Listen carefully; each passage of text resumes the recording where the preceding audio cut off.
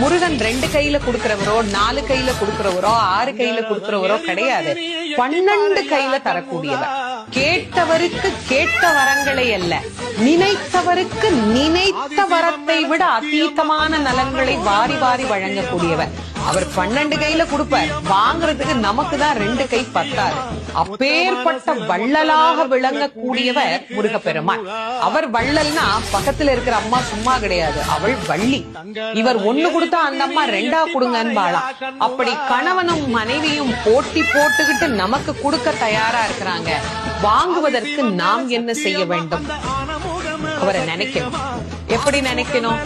அரை நிமிஷமாவது நினைக்கணும். அரை நிமிஷம் எப்படி நினைக்கணும்? எனக்கு கொடுப்பாரு, எனக்கு கொடுப்பாரு, எனக்கு கொடுப்பாருன்னு நினைக்க கூடாது. முருகப்பெருமானை உள்ளம் உருகி, அந்த உள்ளம் உருகுகிற போதே நமக்கு அப்படியே கண்களில் இருந்து ஆனந்த கண்ணீர் அப்படியே பெருகும். அந்த கண்ணீர்